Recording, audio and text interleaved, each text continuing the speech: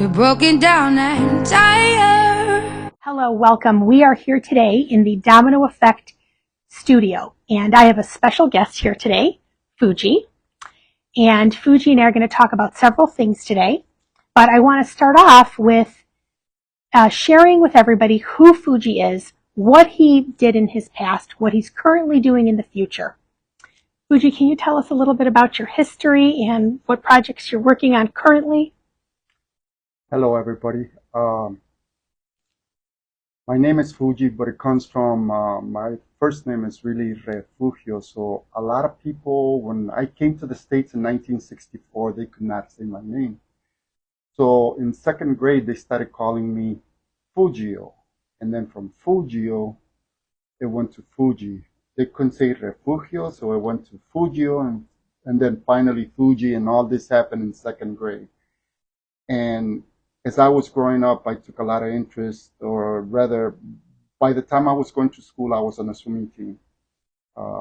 Short story about the swimming team. In Mexico, there was no swimming pools that I could go to. Lived in a small little ranch. And when I seen Harrison Park in the Pilsen area in Chicago, and they were practicing, the swimming team was practicing, I heard the noise, and I heard all this commotion, a lot of water splashing.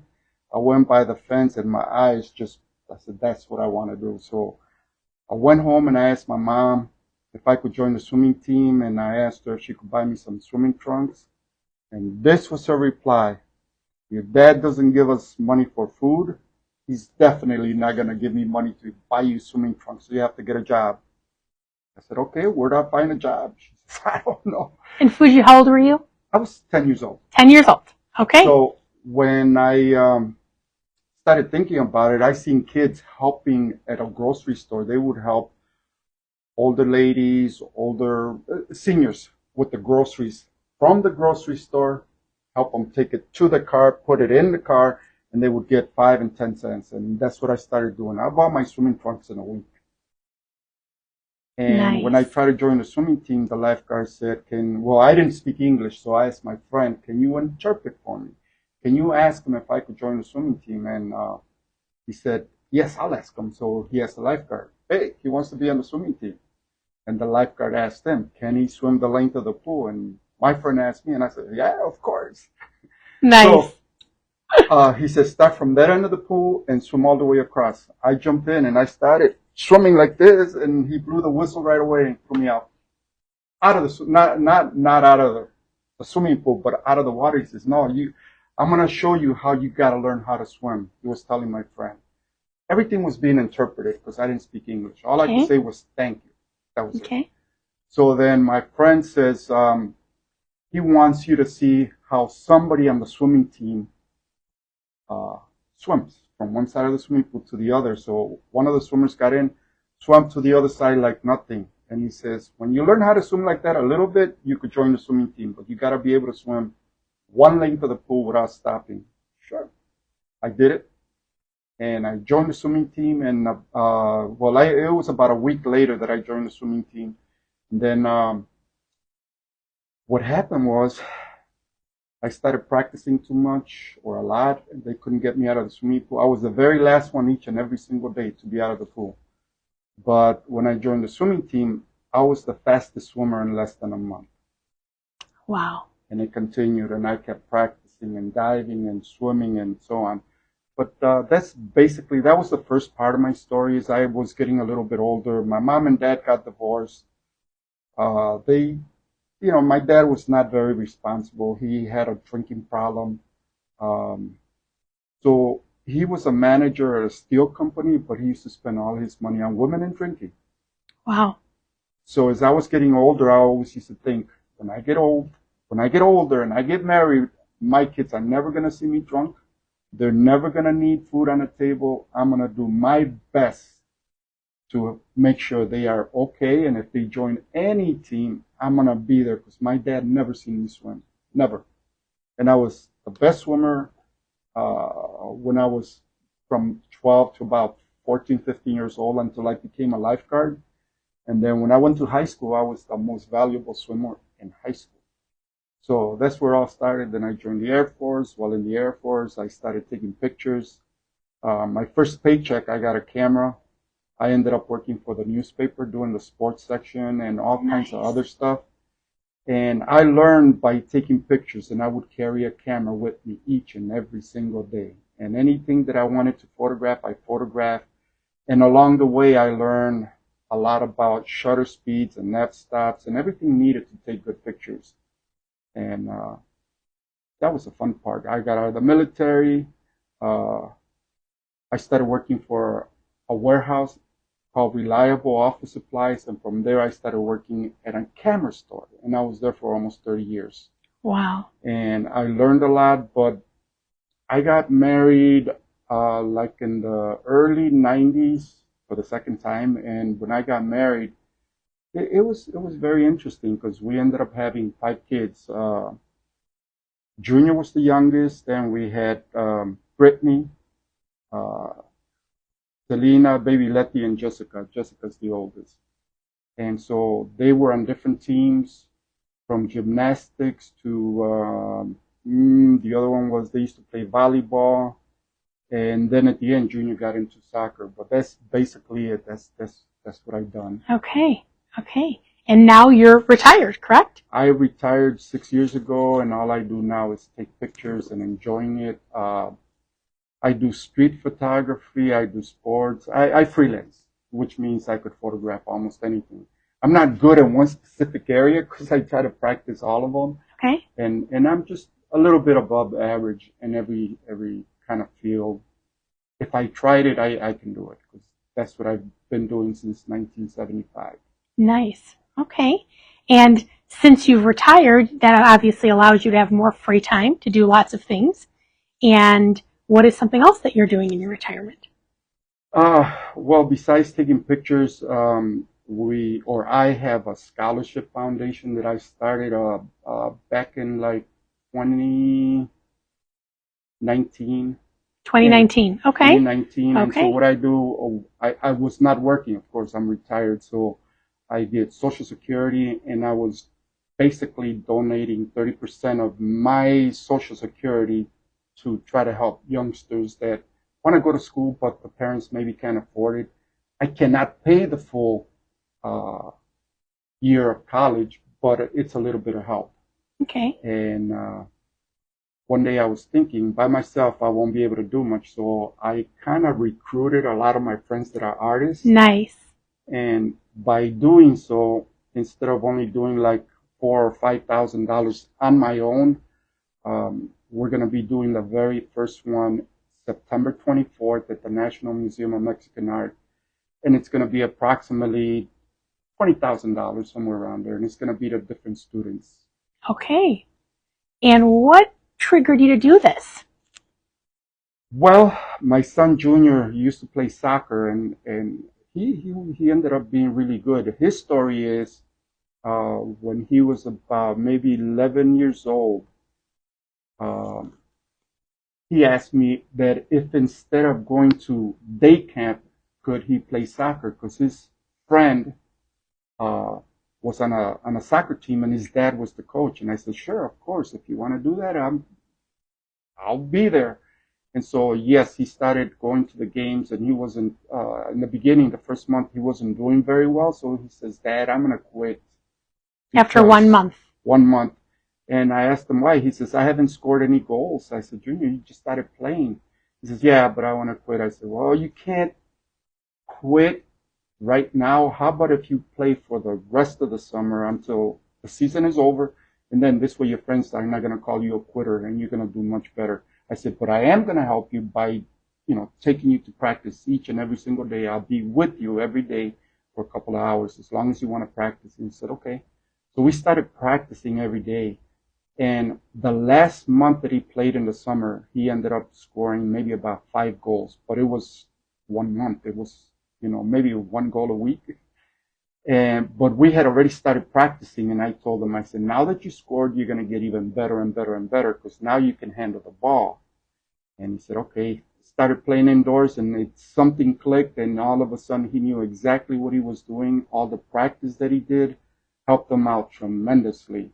And now he was scoring 2, 3 goals, and towards the end, before that season was over, the indoor soccer, he was scoring 5 or 6 goals. Not in all games, that would be a lie, but he was scoring quite a few goals in some of the games. Nice. So So he became very, very good. yes. Wonderful. So now the way that you organize the scholarships, they're given once a year, Yes. right? You have a ceremony or you have an event. Yes, we're going to award the scholarships September 24th at the National Museum of Mexican Art in Chicago, Pilsen. Okay. That's where I grew up in, Pilsen. Okay. So it's going to go, basically, I'm trying to see if we could get quite a few students from the Pilsen area. Nice. But it's not only for the Pilsen students, it's for Chicago and surrounding area. Okay. And the scholarships are for, is it for college? Is it for art school? Is it for photography? What are the types of scholarships? Right now, the way it's set up, it's supposed to be for photography and art students, but I think we're gonna allow other students to also apply. And I think once we really start going and the organization grows, I would like for it to be like an open scholarship. Any student, as long as they are paying for college or they took a loan. And the way it's going to work, I don't give the money to the students.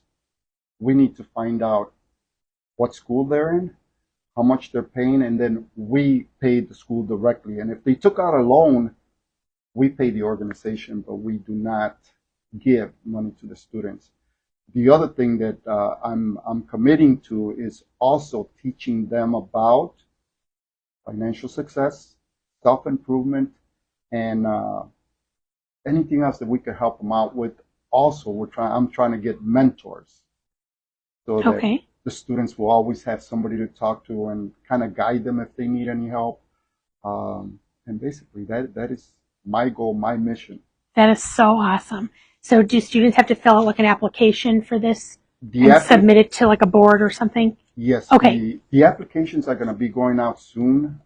We do have a website for the scholarship. It's basically right now, I'm going to say that at least 50% of the information is there.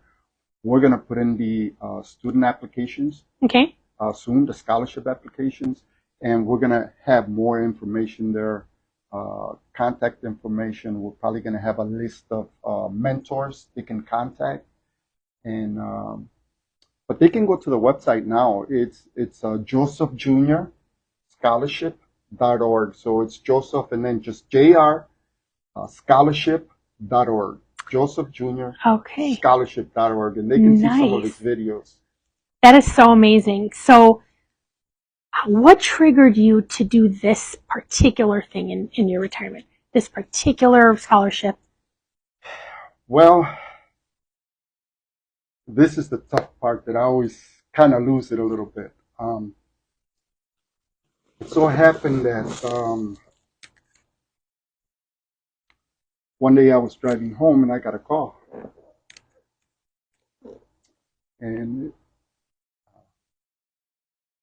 it was the young lady that used to rent downstairs from our place. And what she said is, get home as soon as you can because they took Junior to the hospital. And she hung up. She didn't want to give me any details. I think she was scared. I don't know what it was, but committed suicide. Okay. And so. How old was Junior? He was going to be 13 the following month. Okay. He was 12 and 11 months. And this is your son who wanted to give up on the soccer after 1 month because he didn't feel like he was doing well. Oh, he was doing great. And then you encouraged him. Yes. Life throws a lot of curves at all of us. Some are really bad, some are easy, and this one has not been easy for me. But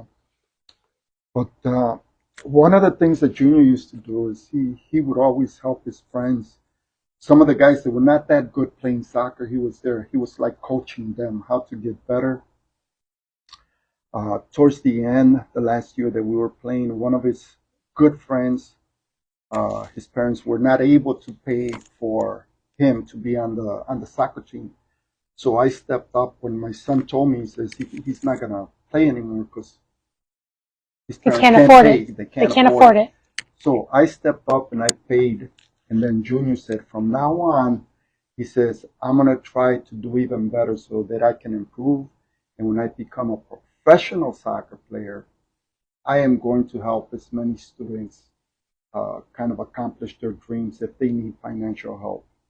Because I believe he had uh, everything in him to be a pro player. No doubt in my mind. Yeah, but that's how this scholarship came about. So you're living the legacy Yes. for him to leave something behind Yes. and do something good in the world. I've been teaching in the community way before I was even married. Self-improvement, a little bit of financial education. I didn't know much. I no formal training or anything, but I was just using my personal experience and teaching the kids not to ever use credit cards because they're just going to get in trouble financially. Uh, Whatever they want to buy, they can always save up their money and buy whatever they need, including a car, because buying a car using a credit card is really expensive. Yes. And It's outrageously expensive. yes, not only for a car, for anything. So if you're going to use a credit card, my suggestion is only buy what you can afford to pay at the end of the month. Yeah. If you can pay off the credit card, no problem. But if you're going to buy something worth thousands and thousands of dollars and you don't make that much money, it's not worth it. If you're making, I mean, I'm going to exaggerate how much money people make, but let's say I was making $100 and I buy something for $1,000, it's going to take a long time for me to pay that off. With $100, I have other expenses. Sure. So what I'm going to be able to afford towards the credit card is not going to be much. And it's going to end up costing me maybe $1,000. It might end up costing me $6, $7, $8, $10,000 because For of sure. the interest. For sure. And a And lot the of people amount of time. don't talk about that, or they're not taught that, or it's not something that we educate young people to understand. Right. So that's a wonderful contribution. Fuji, I want to go back to talk a little bit about suicide, because something that I think a lot of people don't realize is that there's a stereotype that I find a lot of people think exists of who commits suicide. So whether it's a child or an adult, I think people think that people who commit suicide they don't shower and bathe, they're depressed, they don't dress nice, they're not attractive, they have a lot of issues, they're not smart, they have nothing going for themselves, and they think that that's why they commit suicide. And the profile of your son is the complete opposite of that. Do you agree? 100%. I've seen videos of your son doing gymnastics, playing soccer, and the reality of the situation is that a lot of people who commit suicide are smart, they're attractive, they're ambitious, they have a lot of things going for themselves. And sometimes it's exterior influences, sometimes it's self-esteem issues that happen because of other people, like bullying, or sometimes it's a lack of them feeling good enough for some reason, and it could be a situation or people or a person who's making them feel that way. But some of these people are, again, super attractive, super ambitious, super smart, super kind, super generous, super sweet. And so can you talk a little bit about that and maybe what you think happened with your son? And It's really tough. I can deal with it just a little bit better, but there was a lot of things that happened in his life. And I was trying to piece together what could have caused it. And there was multiple things that caused him to take his life. One, his mom and I were in the process of getting divorced. He didn't like the idea. And the other one was that he was getting bullied in school. He was so good playing soccer that some of the other kids were calling him a show off. I mean, when you're good, Michael Jordan's not a show off. He's just good. He's great. And Junior was kind of in that situation as he was getting better and better and better. Some of the other students, not his friends, other students would call him a show off. Um, the other thing that happened on that specific day, these are the major issues that I could see. There was others, but these are the major ones. The other one was that on that specific day, he got in trouble at school, and his teacher called his mom, and of course, his mom came with, my daughter was there too, and the teacher just started telling my ex-wife and my daughter that he was worthless, that he might be good doing sports, but he was in trouble, and that he was probably not going to amount to anything in life. So this was after school. I was at work, so he probably got home.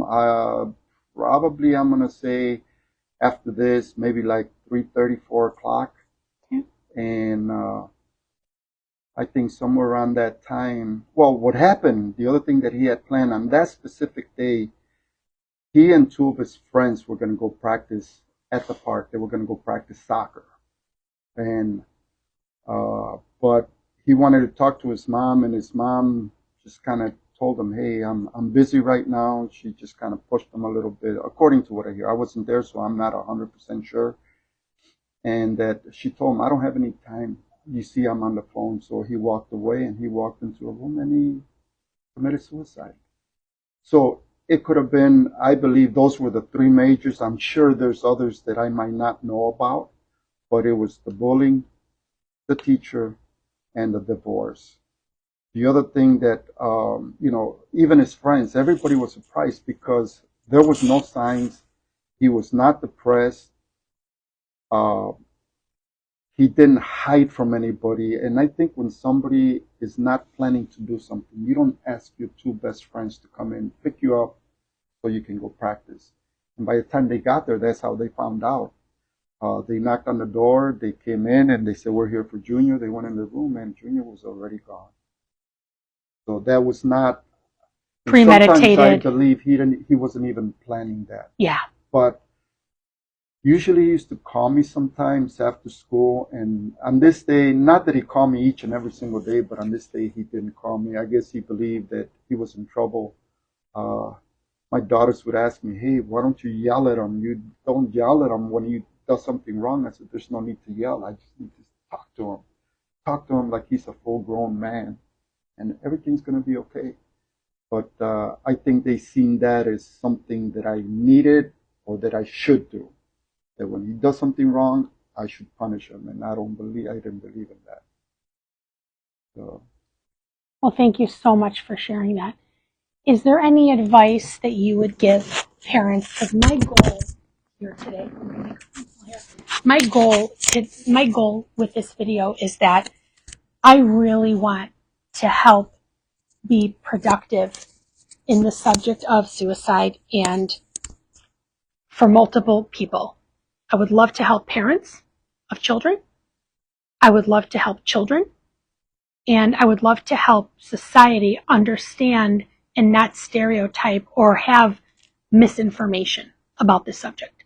So if we could start off with, let's say, the parents of children. As a parent, what message would you give other parents that you think could help them? For me, I think one of the most important things that we should always tell our children, which I did, one of the things that Junior did each and every single day is before he went to sleep, he would hug me, kiss me, and tell me that he loved me, because that's what my whole life, since he was a little baby, I would always hug him, kiss him. Not only him, everybody in the family. I would tell him, "I love you. You're my daughters." I used to tell them they were beautiful. Junior, I would tell him he was handsome and how smart he was and all the good things. And I think if I had another opportunity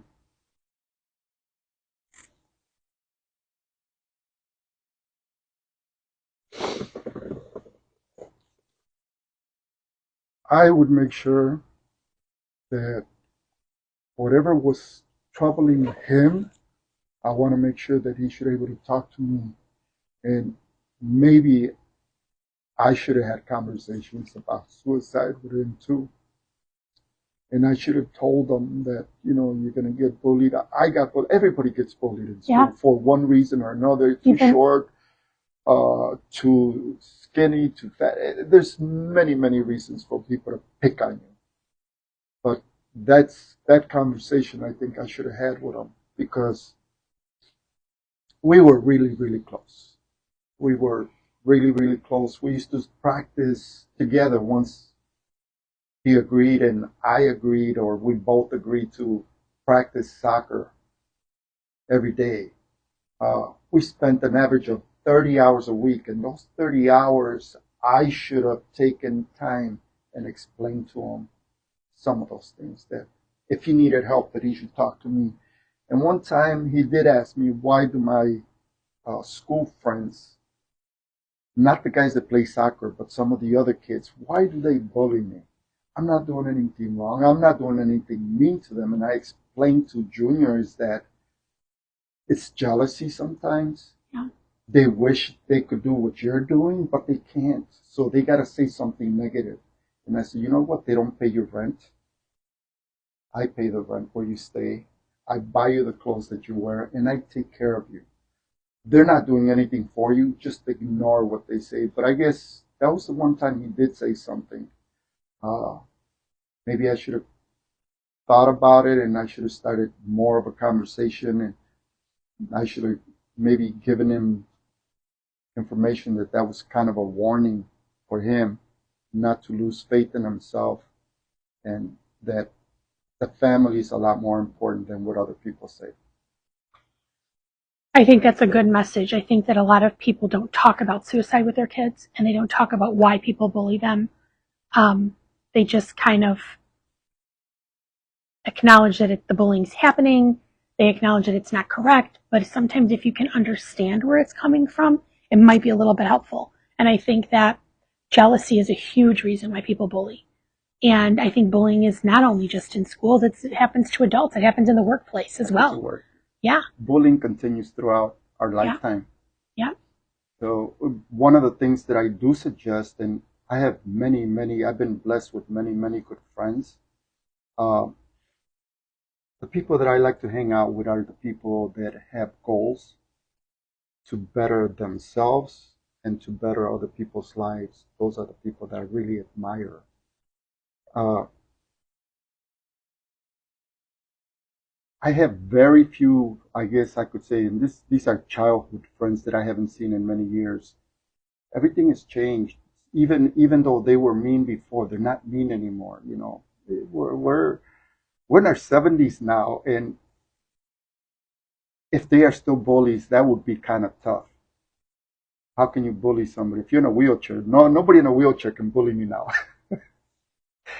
And as you get older, I had a conversation with a friend of mine about a couple of years ago. And these friends, I grew up on 18th and Bishop, and we were at a party. The party was kind of coming to an end. And most of these guys, I'm going to say some of them were gangbangers. This man, I don't want to fight with nobody because I can't even run. Or if I lose the fight, I can't do much. I can't jump around. I can't throw punches. I can't do this. I can't do that. And that's what I'm saying. Most of the people that I grew up with, if they were bullies, I don't think they're bullies. As a matter of fact, some of them are really nice guys. There is a few of my friends that I know. They're in another situation because they're scared to go out. They're scared to get on a bus. They're scared because of some of the things they did before in the past. And they're still thinking that somebody's going to maybe catch up to them or do something. And that's pretty sad. And I feel good that I could go anywhere. And I always try my best to do good things for anybody that I come across. And I found out many, many years ago that a simple good morning to somebody, a simple compliment goes a long way. and it's not, the compliments are not only for the ladies. The compliments also go to the guys because there are some beautiful ladies. They know how to dress very well. And my girlfriend and I, when we see somebody that dresses very well, something unique about them, we tell them, and you should see that smile. So whenever we see a beautiful lady that has a beautiful outfit, we just tell her, "You look so good in that outfit. Where did you get it?" We take interest, and a conversation starts, and it makes their day. A total stranger will say, "Thank you for making my day," uh, and it's just a good feeling.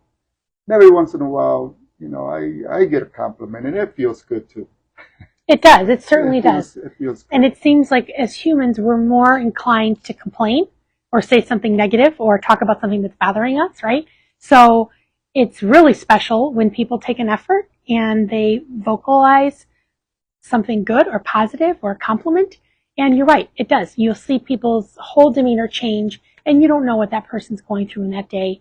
And they may have had a really rough day, and just one kind word could really turn their life around. Yes, it does. Yes. So I'm going to go back to photography just for a second because please do. I take a lot of pictures at festivals, at parades, and so on and so on. Any event where there's a lot of people, it's a lot easier for photographers to go into that crowd and take pictures. Because if I do that on a regular day, there's people walking around, and I pick up a camera, it changes everything. Somebody might give me a dirty look, or in my whole lifetime, I was thinking about it. How many times did somebody curse me out? And I was cursed out this weekend. You were this weekend? Yeah. Oh my God. And I mean, I was just taking pictures, and then somebody was passing by. I took a picture, and he said something that wasn't so nice. But I don't pay attention to that because you know what? Sometimes people believe that I'm taking a picture to make somebody look bad. I don't take pictures to make anybody look bad. I take pictures to make people look good. I take pictures that might be a little funny. And every once in a while, it's my, my way of thinking. And, the brain sends the signal to the finger, and I press the shutter.